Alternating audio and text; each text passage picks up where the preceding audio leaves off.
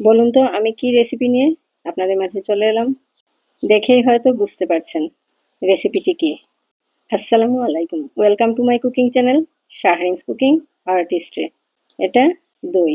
আমি ছোট মাটির হাঁড়িতে দই বসিয়েছি। এত সুন্দর জমেছে, বাজার থেকে আসলে কিনে আনার কোনো প্রয়োজন হয় না। এত সুস্বাদু ছিল এই দইটা, তাই আপনাদের মাঝে আজকে শেয়ার করছি।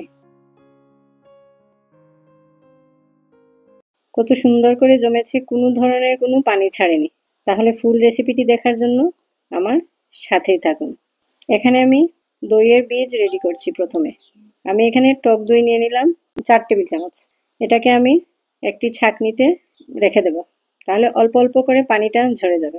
এই কাজটা অবশ্যই করতে হবে, না হলে দইয়ে পানি ছেড়ে দেবে। এখানে আমি 3 টেবিল চামচ চিনিকে ক্যারামেল করে নিচ্ছি। আপনারা যে যত বেশি মিষ্টি পছন্দ করেন সেই অনুযায়ী চিনি দিবেন। আমি একটু টক টক রাখতে চাচ্ছি, তাই 3 টেবিল চামচ দিয়েছি। আপনারা যদি 5 টেবিল চামচ দেন তাহলে একদম পারফেক্ট মিষ্টি হবে। এখানে আমি 1.5 লিটার দুধকে 700 ml করে নিয়েছি। আগে থেকেই দুধটা জাল করে ঘন করে নিয়েছি। এখন দিয়ে দিলাম 1/4 কাপ গুঁড়ো দুধ।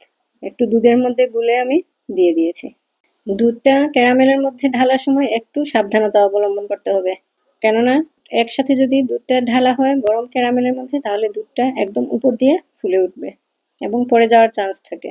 তাই দুধটা যখন ক্যারামেলের সাথে মিশাবেন তখন আস্তে আস্তে করে মেশাতে হবে। এখন আমি দুধটাকে আস্তে আস্তে জাল করে আরো ঘন করে নেব। দুধটা আমার যতটুকু প্রয়োজন এতটুকু ঘন হয়ে গেছে। এখন আমি চুলার জালটা বন্ধ করে দেব। বন্ধ করে আস্তে আস্তে নেড়ে নেড়ে এটাকে কুসুম গরম অবস্থায় নিয়ে আসবো। একটা আঙ্গুল ঢুকে যতটুকু সহ্য করা যায় এতটুকু আমি গরম রাখবো।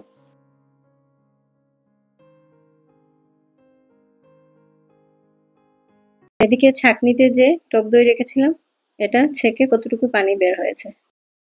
এখন আমি দই বীজটা দুধের মধ্যে দিয়ে ভালো করে একটা ঘুটা দিব। একদম ফেনা ফেনা করে ফেলবো ঘুটে। দই যখনই বসানো হবে তখনই টক দই ছাড়া কিন্তু দই জমবে না।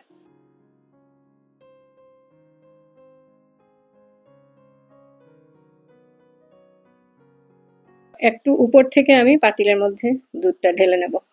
উপর থেকে ঢাললে পাতিলের উপরে বেশ একটা ফেনা জমে, ওইটা বসে একদম ক্রিমি ক্রিমি একটা টেক্সচার আসে। রেসিপিটি আপনাদের ভালো লাগলে অবশ্যই একটা লাইক, কমেন্ট ও শেয়ার করতে ভুলবেন না প্লিজ।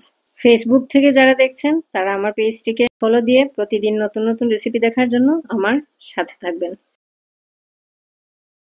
এখন আমি দিয়ে দিচ্ছি মালাই, দুধের স্বর। একদম ঘন হয়ে গেছে, সেই দুধের স্বরটা আমি 1 টেবিল চামচ করে দুটোতে 2 টেবিল চামচ দিয়ে দিয়েছি। এখন একটি ফয়েল পেপারের সাহায্যে এটাকে মুড়ে নিচ্ছে। ইউটিউব চ্যানেল থেকে যারা দেখছেন তারা একটা লাইক, কমেন্ট ও সাবস্ক্রাইব করে আমার সাথে থাকবেন এবং প্রতিদিন নোটিফিকেশন পাওয়ার জন্য বেল বাটনে প্রেস করে দেবেন। এখন আমি একটি ভারী কাপড়ের সাহায্যে এটাকে ভালো করে মুড়ে প্যাক করে রেখে দেব 8-9 ঘন্টার জন্য। 8-9 ঘন্টা পর আমি এটাকে উঠিয়ে চলুন দেখি কি অবস্থা হলো।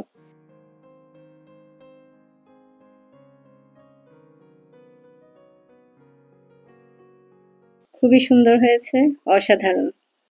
শক্ত হয়ে জমাট বেঁধেছে, বাঁকা করলেও কোনো পানিও বের হচ্ছে না, দইটাও নড়ছে না। আপনারা এভাবে অবশ্যই ঘরে ট্রাই করে প্রতিদিনই এরকম ছোট একটা মাটির হাঁড়িতে বসিয়ে দই পেতে খেতে পারেন। ঘরের দই বাজার থেকে শত গুণে ভালো এবং ফ্রেশ। আপনারা অবশ্যই এই পরিমাণটা ফলো করে দইটা বসাবেন। পরবর্তী রেসিপি দেখার আমন্ত্রণ রইল। দেখতে কেমন হয়েছে কমেন্ট করতে ভুলবেন না প্লিজ।